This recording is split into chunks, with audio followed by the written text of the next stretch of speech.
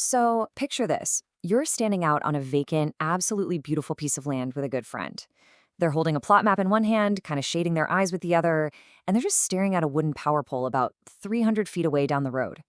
They're facing a massive life decision, and they've actually asked for your advice. Well, let's dive right into this. Because what we're looking at today in this explainer is literally the ultimate fork in the road for the 2026 land market. So, what do you tell them? I mean, it's what real estate experts are now calling the utility question. On one side, you have the historical, traditional security of connecting to the electrical grid. And on the other, you've got the absolute freedom of total independence. You know, in the past, this was mostly just a lifestyle choice. But today, it's a hard-hitting financial equation. Do you pay a massive premium to bring that power from the street right to your doorstep, or do you take that same money and invest it into total independence? To really answer that, we have to understand the math. So, Section 1, the grid reality and the anatomy of a pole. Because bringing power to a rural site in 2026 is an incredibly stark reality. Labor costs and the price of copper have absolutely skyrocketed. Extending the grid is literally more expensive right now than it has ever been in history. The base cost alone is just staggering, $5 to $25. That is what you can expect to pay per linear foot. And remember, that's just to run the wire from the road to your meter. Now, obviously, that number varies wildly depending on your county and state, but let's just let that math sink in for a second. If you're a couple hundred feet away from the road, the wire alone is already chewing through your building budget. But we're just getting started. Enter what's called the pole drop. If the utility company determines they need to add a brand new pole just to reach your specific site, boom, you are instantly adding between $1,200 and $5,600 to your invoice per pole. It's a massive, totally unavoidable line item that catches almost every new land buyer completely off guard. And then comes the next hurdle, the hidden terror of fees.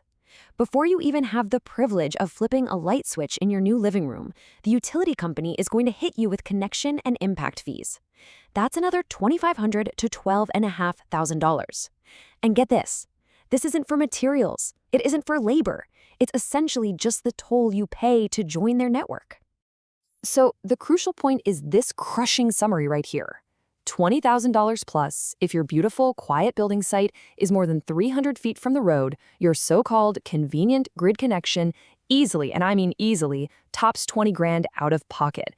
And keep in mind, that's 20 grand you're spending before you've laid a single brick or poured an ounce of concrete for your actual home. Crazy, right?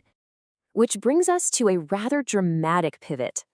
Section 2, the golden age of the off-grid revolution. While the grid has become this expensive, anxiety-inducing nightmare, the off-grid setup in 2026 is something to genuinely marvel at. It is truly awe-inspiring how the tech has evolved in just the last few years. We aren't talking about dimming lights and loud, smelly generators anymore. The absolute hero of this story is the modern LFP battery. That stands for lithium iron phosphate. This specific technology has ushered in a literal golden age of efficiency for off-grid living.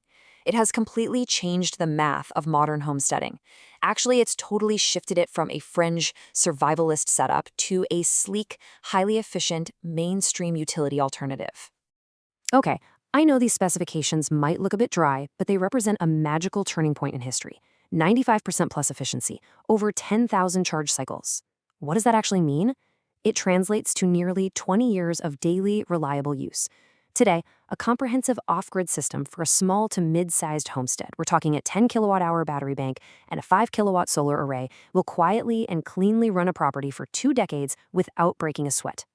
And here is where we get that mathematical aha moment. Let's look at the long-run reality side by side. On the grid side, a $20,000 setup cost upfront, plus a monthly utility bill literally forever. On the solar side, a $15,000 to $25,000 setup, that's after federal tax credits, plus a $0 monthly bill. When you map it out like this, the sun is the undisputed heavyweight champion of the long run. But wait, I can hear some of you already. You're thinking, sure, the power is covered, but what about the modern world? What about the internet? This leads us right to Section 3, the off-grid equalizer, and the ultimate connectivity secret. Because the single biggest objection people usually have to going off-grid is the perceived loss of high-speed internet. Nobody wants to live in the dark ages. Well, in 2026, I'm here to tell you that trade-off is completely dead. The ultimate connectivity secret is Starlink. It has become the true off-grid equalizer. With plans starting as low as $50 a month, you get 100 megabits per second speeds. Whether you are hiding out in the remote corners of Alaska or watching the sunset in the high deserts of Modoc County, you have urban-level internet speeds. And the best part? The latest mini and standard dishes are optimized for a really low power draw, so they absolutely won't drain your LFP battery bank while you work remotely from your completely unplugged sanctuary.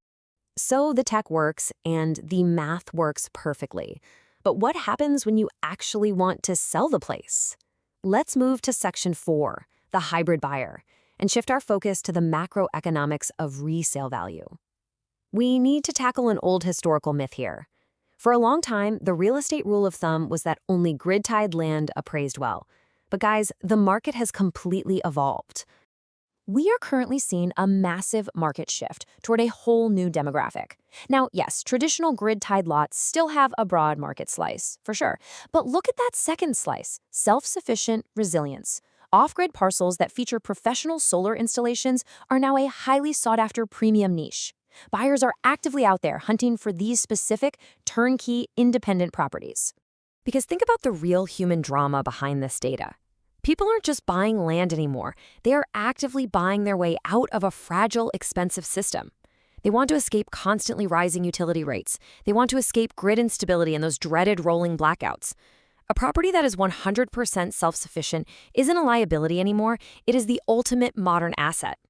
Which brings us to our final section, the verdict. Where should you build? Let's bring this narrative all the way back to the personal level. Back to you, standing on that vacant lot, looking at the plot map with your friend, trying to figure out what they should do next. What is the final, nuanced piece of advice you're going to give them? So the crucial point is this. It's all about distance. If their perfect building site is less than 100 feet to a transformer, just take the grid. Honestly, concede the point. The convenience is right there, the initial cost is significantly lower, and it is undeniably practical to just hook up and get building. But if they are looking at a remote 20-acre legacy parcel, like if they're half a mile out from the nearest power line, tell them to keep the change. Do not let them pay a $50,000 extension quote to a utility company. Tell them to take that money, buy a world-class solar setup for literally half the price, and pocket the rest. It is hands down the smartest financial move they can make. At the end of the day, it's really about deciding what kind of future you want to own. Ready to find your balance? Whether you want plug-and-play lots right near the grid or total independence acreage where you completely make your own power, you need the right map to get there.